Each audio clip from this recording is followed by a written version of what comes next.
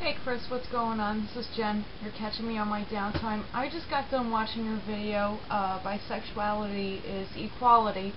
This is the first time I'm ever making a video response to you. I've only been leaving text comments from up until now, really. And I gotta say,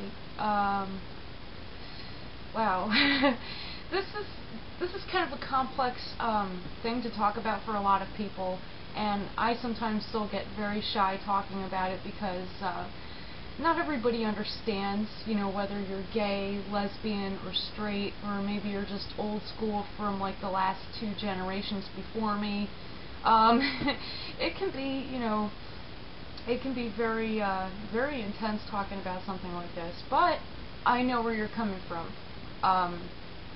You know, personally, when I found myself sexually, I found myself to be bisexual from the get-go, and the reason why I never really considered myself bisexual from the get-go because I didn't really know what it was at the time. I didn't know that like other sexualities existed. I had no idea. I was born in like one of those like small towns, so I think you know where I'm coming from there. But anyway, yeah, I kind of figured out that I was like bisexual for 2 reasons, okay? I'm going to start with the most superficial, okay? Even though back then I was predominantly attracted to men, I had actually started to become attracted to girls when I was still a young girl at that young age.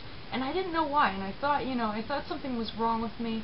I didn't know what the deal was. I didn't know where it was even coming from, or how to figure it out. Never mind coming out. That in itself was very embarrassing. But I did. I don't know. Where am I going with this? I'm so sorry. It's late, and I am so tired, and I'm just trying to get this together. But anyway. That was the superficial reason, okay? Now, the other reason that I discovered my sexual preference, I don't really know if I would call it a sexual preference. I don't know if I would call it a sexual preference as much as I would call it an orientation, and not just a sexual orientation, but more of an orientation with myself. I've noticed that growing up I've been equally as much of a dressed-up princess as I have been a tomboy. You know, growing up with 2 older brothers and, you know, with my mom and my dad still together and everything. But I grew up with brothers. I never had any sisters, so, okay, I was always a tomboy, you know?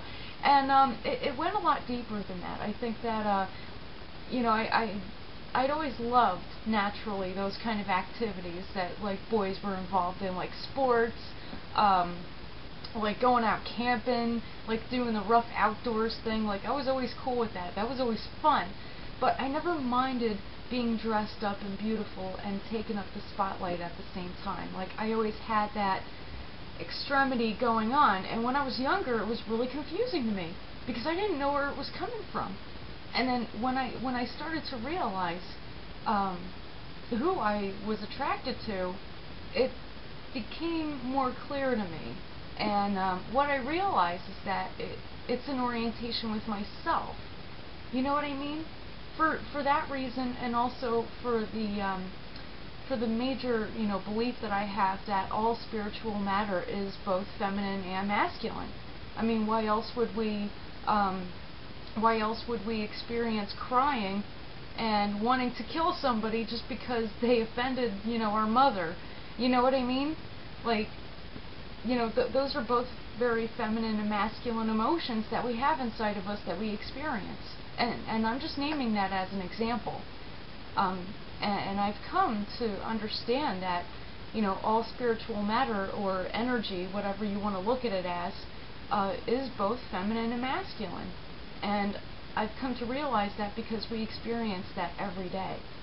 And I have to say that being bisexual is the most difficult journey to go through at first when you're young, because it can feel like there are 2 separate extremities and you don't know what's going on.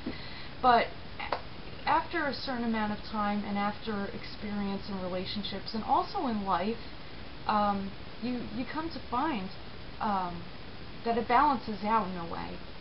You come to understand that you are both, because you have these certain aspects to you and you have these other aspects to you. Like, I love to go camping, you know what I mean? I love to go camping, I love that rough outdoor stuff, and at the same time I love to get dressed up and I love to feel beautiful.